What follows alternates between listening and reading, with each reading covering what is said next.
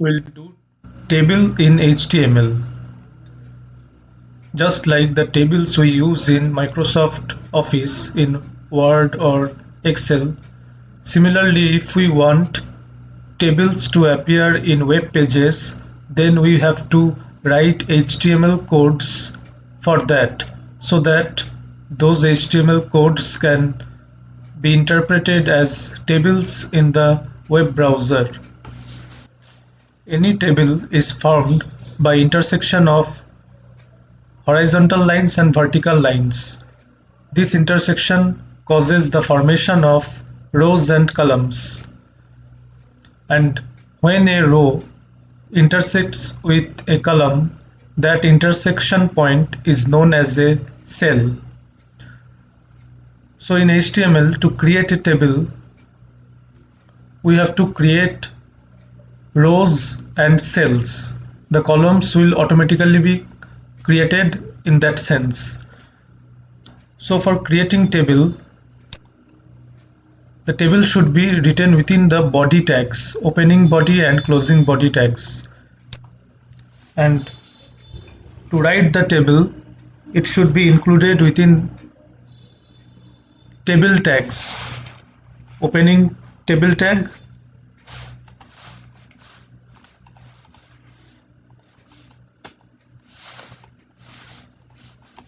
and closing table tag.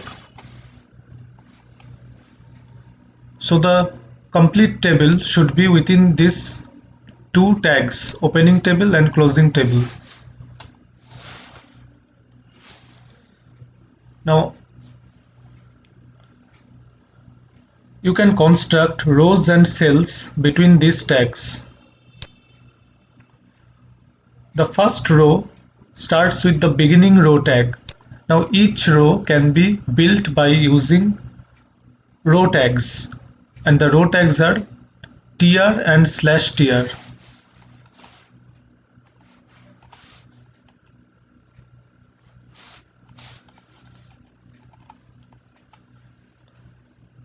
So within the table, this tr and /tr represents the first row of our table. So again I am repeating, starting table and this ending table tag, within this we will create our table.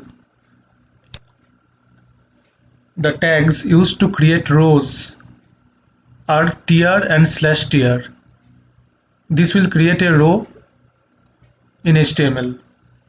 To create a cell, the tags are td and /td.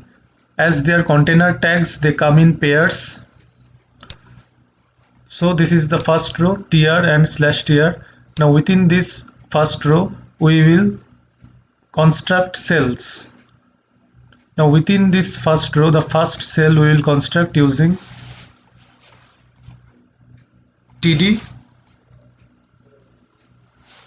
and /td.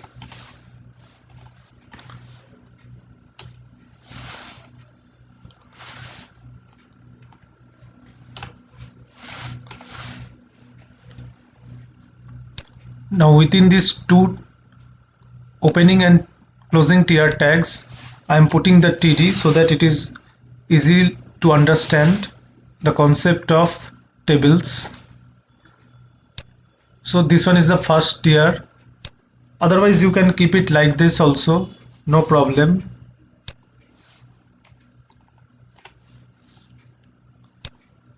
Now only this much represents the first cell. If we want another cell in the same row, then again we have to start td for a new cell and end with /td to end that cell. Now within these cells we'll put the content of that cell, that is called the cell data. So you can see within the same tr, two cells have been created. One cell by this one and another cell by this pair of td.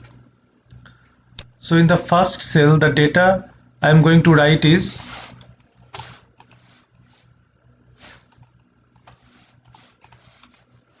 row 1, column 1, because it represents the intersection of row 1 and column 1.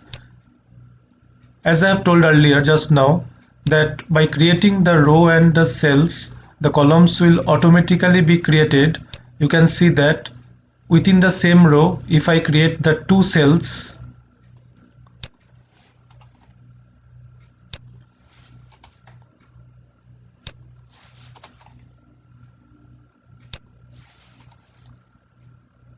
this is one cell and this is another cell.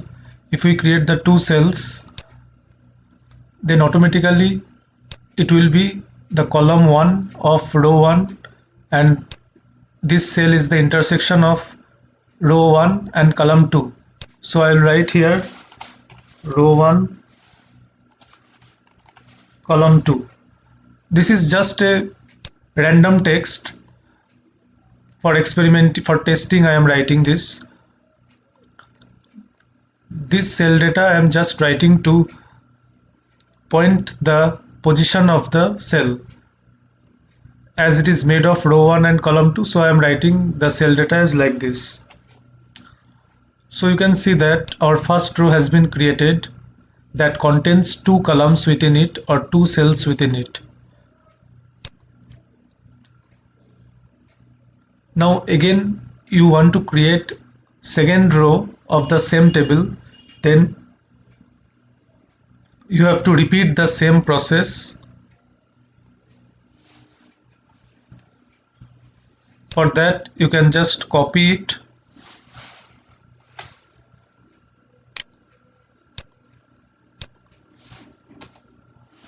in the next line, you can paste it. You can see that now there are two rows. This slash tr means end of the first row. After that again one tr has started. This means the starting of the second row. Within this again this td means first cell of second row. So we should write row 2, column 1, because the column is same. From there you can see it is looking like a table structure only. Within the second row, this is the first cell, so it will be row 2, column 1. Next cell of the row 2 represents column 2. So we should write here row 2, column 2, because within row 2 it is the second cell, that is within row 2 it is column number 2, or we can say that it is the intersection of row 2 and column 2. So you can see that 4 cells have been created. 1, 2, 3, 4. It just looks like a table and 4 cells within the table. So first row with 2 cells, second row with again 2 cells. Total 4 cells are there in our table now, and as many cells will be there, that many columns will be created. As there are 2 cells in each row, so there are 2 columns in each row, and their position can be written as the intersection points. For row 1 it is row 1, column 1. Second cell is row 1, column 2. Similarly for second row, this cell is row 2, column 1, and this one is row 2, column 2. Like this you can create as many rows as you want, and at the end slash table should be there to end the table. It represents the end of the table, so that the browser understands that the table has ended here. Now we will run it, file, save, and in the browser we will refresh the same file named testing. Here you can see row 1 column 1, row 1 column 2, row 2 column 1, row 2 column 2 has been printed. The table has been created, but you cannot feel the effect of the table because the table is having no borders. To give border to a table, we have to mention a attribute of the table tag just beside the starting table tag within the brackets, within the angle brackets of the table tag. You have to give one attribute called border. Just write border and save. A border will be given, a default border will be given. Now you can feel the effect of a table. Now you can mention the border thickness also. To mention the border thickness, you have to give the value of border attribute, and that you can do using equal to. Then within double quotes you can put the value 1, 2, 3 like this. These are points. The thickness will be in points. So if you give 3 and save, you can see the depth. If you give 5,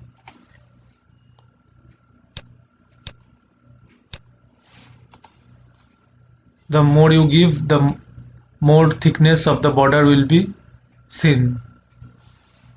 So if you don't mention the border attribute, the table will be displayed without border. Now table has also a heading attribute. Now as you have understood the concept of making table, let me replace the cell datas with real datas, means that are practical datas we use.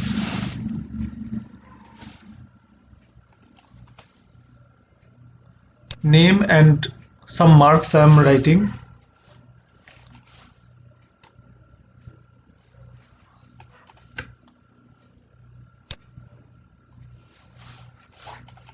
These are two names and their respective marks.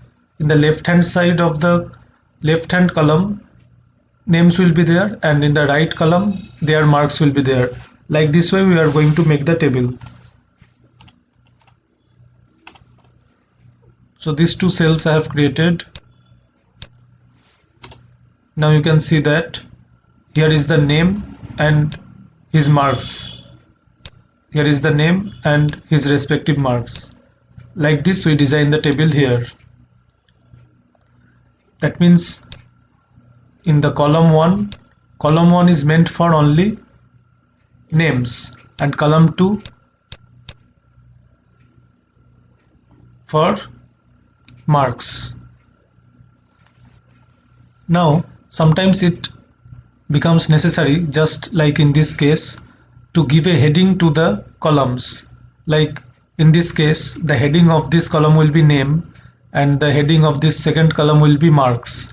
To do so, we cannot use the TD tag because TD only represents a normal letter, see, like this only. But to give special effects to the header, to make it bold, we can use TH tags. For that, you have to create another row to make it a heading. So we'll create a row just at the beginning. So the header row should be the first row of the table. To put a heading to the table, we should make it the first row. So I have created same type of row only, but instead of TD, here I will write TH. TH means table header, or it is used as a cell header, and it ends with /th. So as there are two cells or two columns, so there will be two pair of th tags. So within this pair, first pair, it should represent the first column, as the first column is name. So within the first column, the header will be name. We'll put it as cell data here, names, and the second column will be marks. So within the second pair of th tags we'll write the heading as marks. Now we'll save it. You can see another row has been inserted at the top, and as these are th tags, the cell content has become bold automatically because these are th tags. If you give td tags, they will be normal text. If you give th tags, they will be header type of text. These are only specially used to represent the first row of the table to create table headings like names, marks, like this. That is to define some categories of the columns. So this was all about creating a basic table in HTML.